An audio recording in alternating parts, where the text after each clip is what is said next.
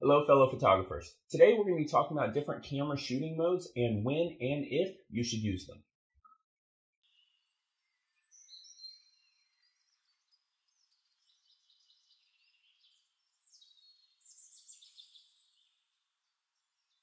Okay, so we're going to jump right in. The first mode we're going to talk about is auto.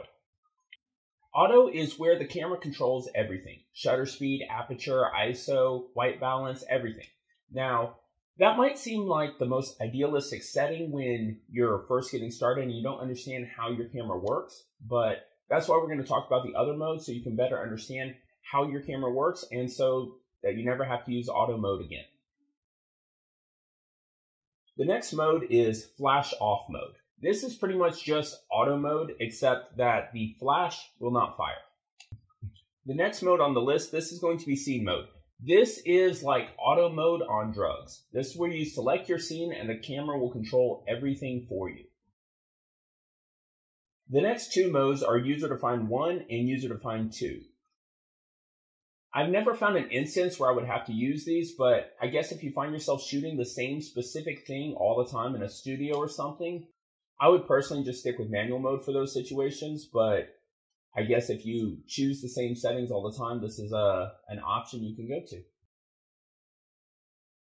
The next mode is manual mode. This is where I think you should be most of the time. This is where the photographer controls everything. There are a few instances where you might want to jump into a different mode, but this setting here will give you control over absolutely everything. This is where you want to be most all of the time. The great thing about most DSLRs is that they will have a built-in light meter. That way you can control your settings and be properly exposed most all the time without needing an external light meter to know what settings to choose. If you're unclear how to use your camera's built-in light meter, I have a video up that will teach you how to understand it.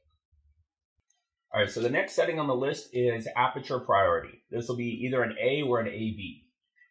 Aperture Priority is a setting where you select your aperture or your f-stop number and the camera will choose the best shutter speed to go along with that.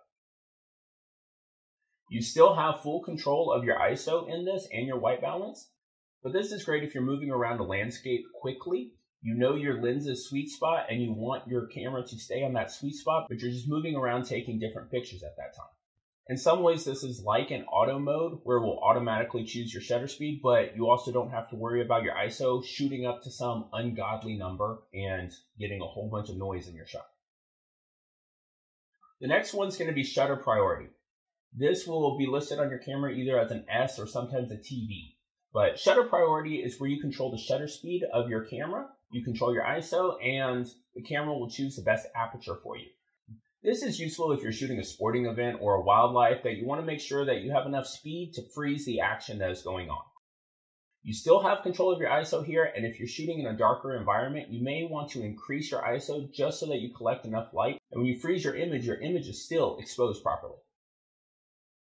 The next mode is going to be Programmed Auto.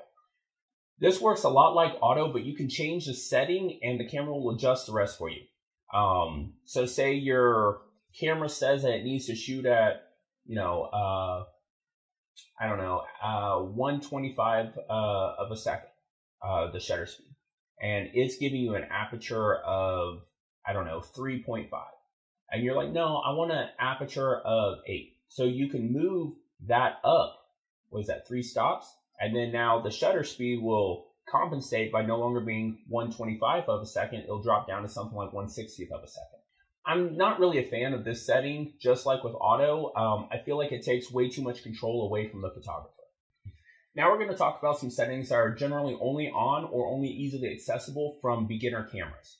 The first one is Portrait Mode. This is a setting that will give you a large aperture and a fast shutter speed for best portraits. I've honestly never used this setting because, again, it takes way too much control away from the photographer. The next setting is going to be Macro. This setting will give you a large aperture, most likely a slower shutter speed and a higher ISO just to allow more light to hit the sensor. This is another instance where I believe if you want to shoot macro, then you should understand what needs to be done to take control of the settings yourself instead of relying on pre-programmed settings. The next one is going to be Landscape. This setting will give you a smaller aperture to try to keep everything in focus and eliminate depth of field. As you're probably going to guess, I'm not a fan of this one either, just because I don't like the camera to control what I shoot. Next setting is going to be sports. This setting will give you a fast shutter speed to try to freeze action. I think you're better off just going to shutter priority, where you have at least a little more control, because this will also most likely increase your ISO to an extremely high sensitivity.